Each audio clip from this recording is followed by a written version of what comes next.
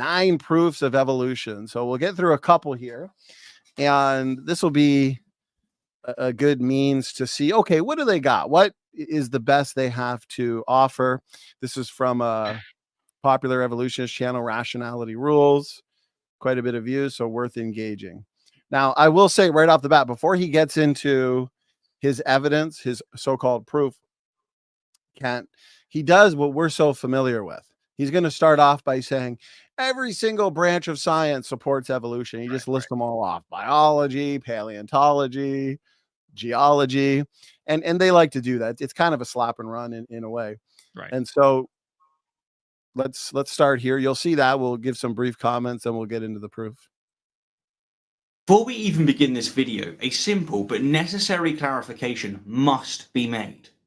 People very often confuse abiogenesis with evolution when they shouldn't.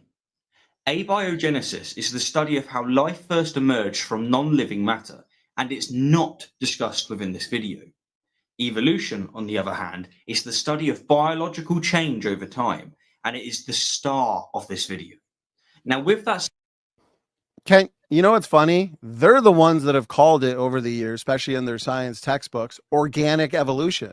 But now that they have absolutely no evidence for organic evolution, now they have to say, well, this is abiogenesis. It's completely separate from biological evolution. What are your thoughts on that? This is why they skip it, because it's embarrassing to them. It is an essential part of their religion. Where did life come from? They want to skip all that and start with living things already, which is what he's already trying to do. That's why I said number 4 of my chart for the different definitions of evolution is organic evolution. The textbooks teach it. Let's see. Earth began as a hot ball of rock, and it cooled down. And atheist R.N. Nelson said, no evolutionist ever believed we came from a rock. Yeah, they do. Earth began as a hot ball of rock, straight from the textbook. And 3.9 billion years ago, it cooled down enough and began to rain on the planet. And the oceans appeared. And 3.5 billion years ago, scientists believe the first living organisms appeared.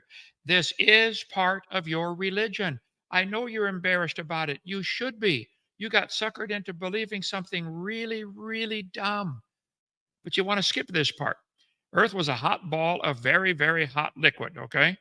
Earth reached a temperature of 2,000 degrees centigrade. This is straight from the textbooks or internet. Colleges teach this kind of stuff. Earth formed 4.54 billion years ago, and it was all a hot melted rock. And then millions of years of rains created the oceans. And somewhere in the oceans, the progress from a complex chemical soup to a living organism is very slow. It is part of the theory, guys. I'm sorry, we're not going to skip that and go on, all right? Let's see. The Earth started as a hot, viscous ball of rock, and water was trapped inside, and it rained on the rocks. Yale University, how Earth became habitable. Earth transformed itself. Yeah, okay.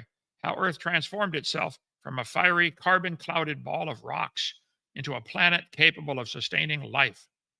Their theory, I could show you 100 examples of this. They do believe we came from a rock, and it rained on the rocks for millions of years and turned them into soup, and the soup came alive. Don't skip over that part, Holy Kool-Aid.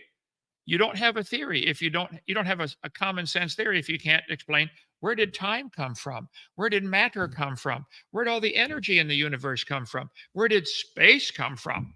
They say there was a big bang. What exploded? And what did it explode into? And where was the energy for that explosion? You don't have any answers to any of those.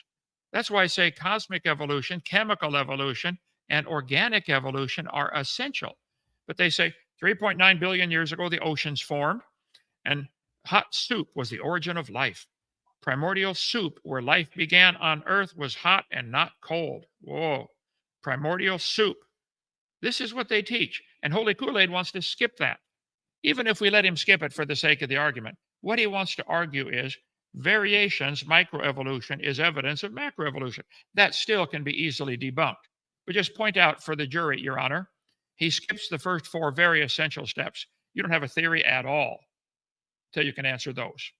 Okay? Go ahead, brother. Yeah, they still have, you're muted, Donnie. You still have to have this fundamental particle, whatever that is, that evolved. And so unless they want to say that it's irreducibly complex, someone like Michael Behe would love that. Yeah. I think we love that. Well, they want to slip one by. and we're not going to let them slap and run. If they're going to make a claim or an assertion, then we're going to engage it. So I appreciate that, Kent. All right, here we go. Let's see what he's got. Said and out of the way, let's get on with the video. The evidence for evolution comes from every branch of science that remotely interacts with organisms. This includes, to name but a few, anatomy, biology, embryology, genetics, neurobiology, and paleontology. You see what I'm saying, Kent and Sam? He just names them all. He does a drive-by with all these different fields. That if we took them on one by one, no, we'd see that there is no evidence for large-scale evolution. I'll be glad to debate him anytime. Call Holy Vodka. What's his Holy Kool-Aid? And Holy Kool-Aid. I'll be glad to debate him on your channel, my channel, his channel, any channel. Okay, he's blowing smoke is all he's doing. Just naming a bunch of branches of science is not evidence. Okay, he may believe each of those supports his religion, and he probably does, but they don't. I'll take any one of them on. Bring them on. Is it a magic trick that he's doing? It's smokescreen. It's to confuse an uninformed audience to think, wow, we must be related to strawberries because he just named a bunch of fields of science and he said they all prove evolution. Well, see, Hitler did the same thing. Get a big crowd of people together, hundreds of thousands of people crammed together. Heil Hitler, Hitler's great. Oh, wow, everybody believes it. It must be true. Yeah. No difference here. Holy Kool-Aid, no difference. Okay, here we go. Very good points. Which in turn includes every subfield of these sciences, such as anthropology, biogeography, chronological dating, comparative anatomy, fossils, molecular biology, and the list goes on and on. I would say the list goes on and on and on with those fields, Kent, that actually disprove or refute evolution. So he's saying all those fields, they prove evolution. We would say the opposite. Actually, we could look at every single one of those fields or subject matters and find evidence against evolution. Isn't that right? Exactly. All he's done here so far is show the world he is thoroughly brainwashed into believing his religion. He's not offered a shred of science. He's made a bunch of statements of dogma. That's not science. Where's the evidence of any animal producing offspring of a different kind that a 5-year-old would say is a different kind? Where's the evidence? There's no evidence for that anywhere. Let him talk so he shuts his mouth. And on. The point being here is that everything we objectively know about the natural world both supports and improves the theory of evolution by natural selection, whether we like it or not. I don't like it. This is 9 proofs of evolution, why evolution is true. Real quick, I like that he says whether you like it or not. Okay, natural selection's a fine-tuning mechanism, right, Kat? Keeps a species as strong as it can be. It's not creating anything new. I like the way he calls it evolution. It is. Right, it's evolution. Yeah. He wants to be a prophet. He wants to be an apostle for his science fiction religion. Well, he's making dogmatic statements, That's all he's doing. Everybody believes it. It's got to be true. We know it's true. No, you don't know any such thing. He's demonstrating it's a religious cult. That's exactly what he's demonstrating. That's right.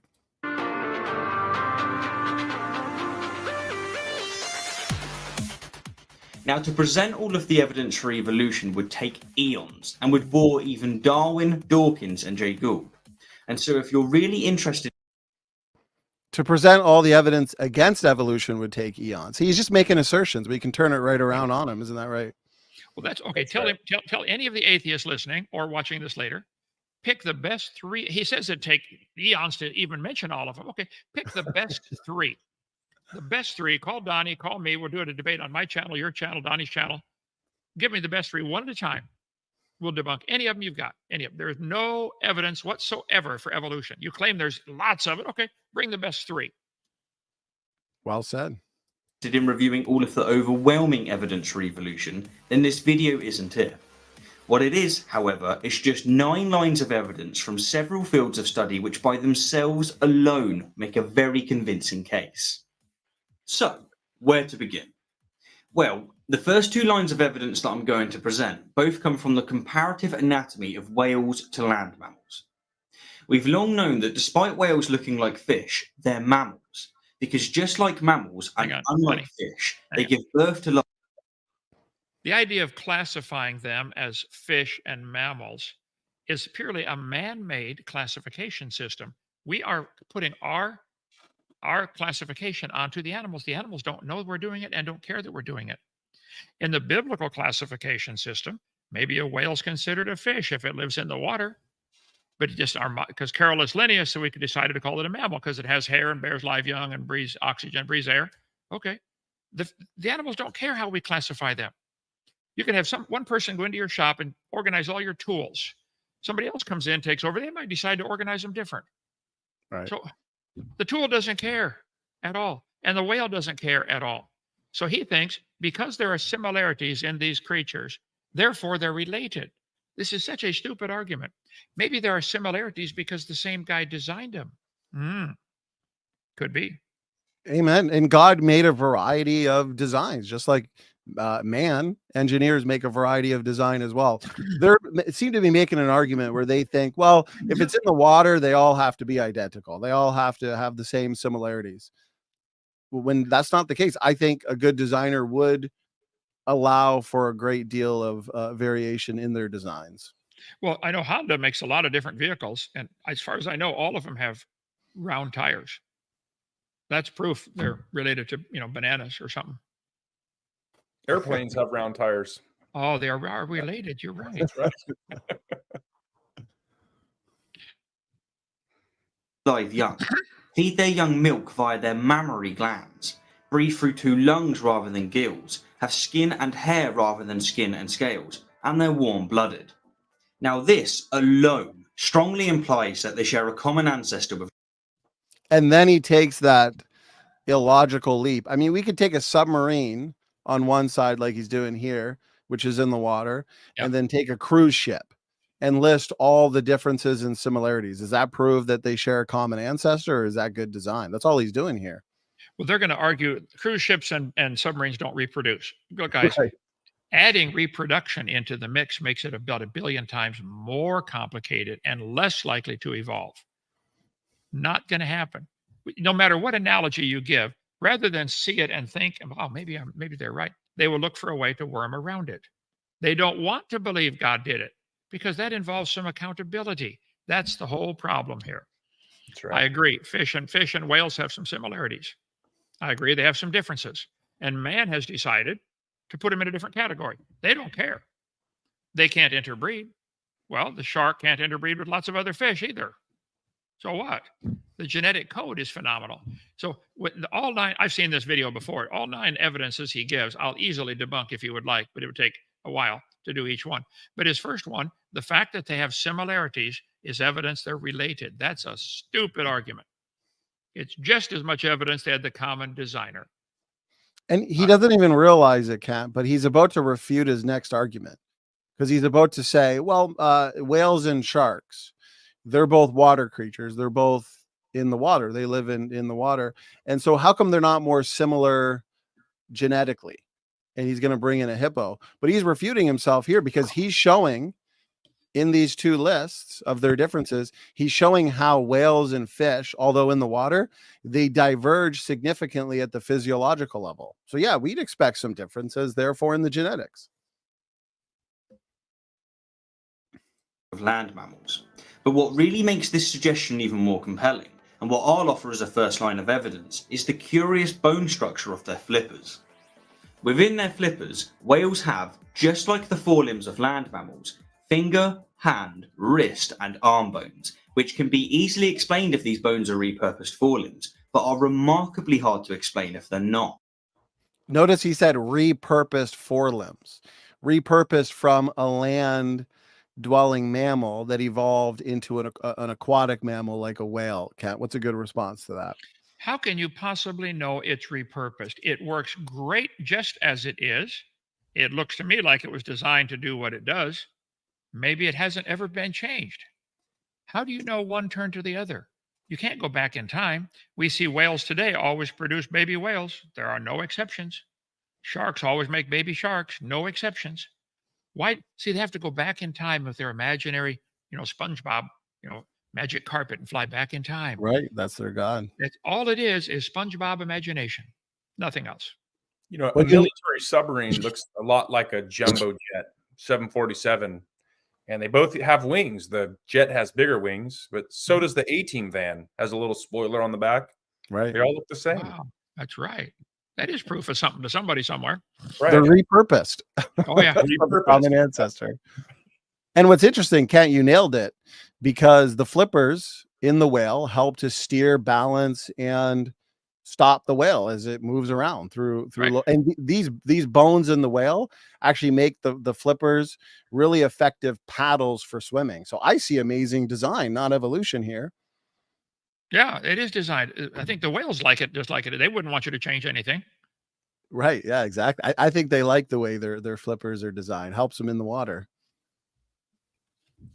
As after all, these bones have very little in common with non-mammalian fins, and yet a great deal in common with the forelimbs of land mammals. Furthermore, and to invoke a second line of evidence, whales have strange bones that look like shriveled hip, thigh, and shin bones where land mammals have hind legs. And some of these bones, such as these from a bonehead whale, even have what appears to be a ball and socket joint. Further still, paleontologists have found numerous. Well, Kent, there's one of your favorites, the so-called vestigial pelvis. That is supposed to be a vestigial remnant of when it walked on land. What's a good response? This is extremely stupid, holy vodka or Kool-Aid. These bones that are they're part of the whale's reproductive system. It's never was legs, okay? Some big snakes have the same thing. They have bones inside with little claws. This is allow them to mate. Whales have to mate underwater in the dark with no arms, and they can't talk and say, "Scoot over, honey." They have to have a method of maneuvering their reproductive parts around, and they have special bones and special muscles to do that. This is a lie. You are telling a lie, holy Kool-Aid. A bold face. Either you're ignorant of your whale anatomy, which I suspect you are, or you're lying. This is not evidence for evolution. Someone can have a 15-foot penis to maneuver around in the dark, underwater. This is not evidence for evolution. It's evidence that God designed them to make baby whales. Duh. Well said. And Kent, as you've shown, this is demonstrated to be false from their own scientific literature on the so-called whale vestigial pelvis. Here's an excerpt from an article. Whale sex. It's all in the hips. New research turns a long accepted evolutionary assumption, on its head, finding that far from being just vestigial, whale pelvic bones play a key role in what? Reproduction. Just like you. That's right from their literature, right from their own mouths. Whoops. Oopsies. Here we go. Species within the fossil record that have unique similarities with whales, but also varying sizes of hind legs. Now, once again, these bones make perfect sense if they're vestigial and or repurposed. But Wait a minute. Actually, Kent, like you said, it makes perfect sense for reproduction to have more whale babies, Yeah. right? And the fact that he's lining up a bunch of different skeletons in some kind of order that he thinks they happen, nobody saw any of these change to anything else. When they find there's no such thing as a fossil record, holy Kool-Aid. Okay, there are fossils, trillions of them, but there's no such thing as a record. We have a lot of fossils in our museum here at Dinosaur Adventureland in Lenox, Alabama. Come on down, pay us a visit. We can show you all the fossils. I promise you, you pick any one of our fossils out of our museum. You will notice two things immediately. None of them talk, and none of them have a date stamped on them. And all you could really prove with a fossil is it died. You could not prove it had any children. You could not prove it had any children that lived. You could not prove it had any children that lived and were different. You have to imagine all three of those. And then if it did have a baby that was different, who's that baby going to marry? You got to get two of the opposite sex in the same place. It's a big world, and at the same time, in all those billions of years. What if the male evolved first and the female evolved 2,000 miles away 400 years later? Oh, we got to start over again. They have a wild, I admire their faith. I really do. I do not admire, not their intelligence or their science, but I admire their faith. Right. They're very passionate about their science fiction yeah. religion. They hope, dream, and imagine.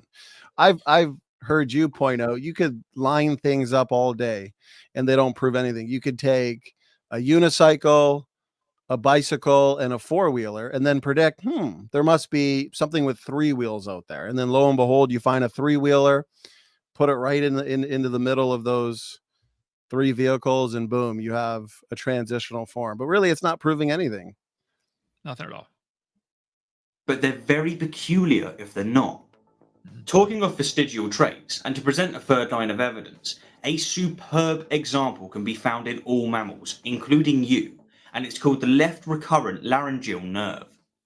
Without getting too technical, this nerve runs from the brain to the voice box, which should be a distance of a few inches.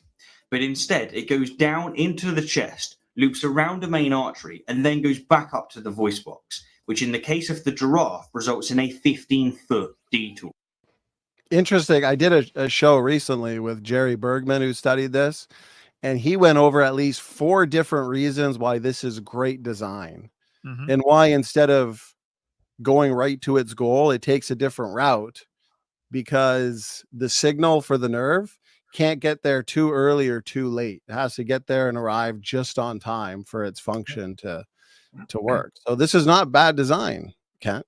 It's amazing design. Yeah. Yeah. And plus, during development, it's very essential that it go this way. And maybe that's why the Bible says, as a man thinketh in his heart. There's a big connection. I did a program about 6 months ago here on our channel, Genesis Baptist Church, about all the different Bible verses about how you can think with your heart. Your brain is part of your thinking process, obviously, but also the heart is involved in this. There's a lot of stuff in the scientific literature about that. They've had people who have heart transplants, and the recipient remembers things of the other person's life. So this is not evidence for evolution. This is evidence of an amazing design. Ken, let's just assume what they're saying is true about bad design. Does bad design mean no designer? I mean, I've seen some pretty horrible designs coming out of manufacturing companies, but that doesn't mean nobody didn't make whatever that car or vehicle or design is. Well, Charlie Darwin said that the eye, to say it could form by natural selection seems absurd, and he was right. The back of your eye, 1 square inch, 137 million light-sensitive cells, all connected to the brain. It's designed. Here's bad design. I say that's a bad design. What do you think? Stairways that go to nothing. How's that for a bad design? Wash machine had to go through the wall. Now that's kind of a bad design. What do you think? That's a bad design. I'd say that's a bad design. Does that mean nobody designed it? No, it's just a bad design. How's that for a bathroom? The walls don't go up to the roof. You want to go potty in there? How's that? Toilet paper right in front. Is that a bad design? It's handy. How about this? Coffee cup where it pokes you in the eye every time you take a drink. Now there you go. There's a good design. Bad design does not mean no designer. It might mean a stupid designer, but I don't know of any examples of bad design in nature. Even if there were some, it wouldn't help the evolution theory. But I think if you look at anything in nature, anything natural, plant world, animal world, insect world, it's stunning in its design. One single cell of your body is more complex than the space shuttle. It cannot have happened by chance. You atheists need to wake up and give it up and surrender. There's a God.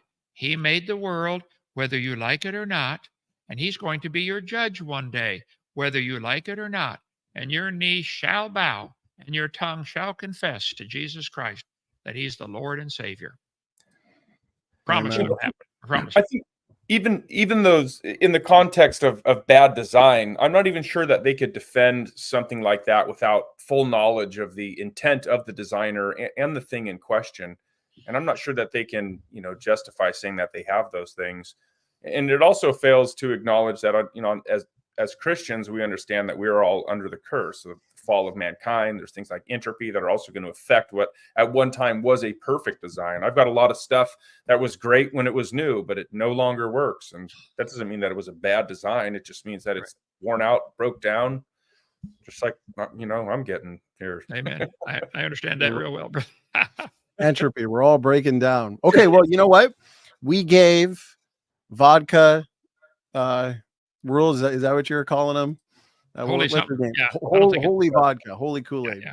So Hey, we Drake. gave him over 4 minutes to prove evolution, and he failed in that 4 minutes. Clearly, we'll continue responding to him.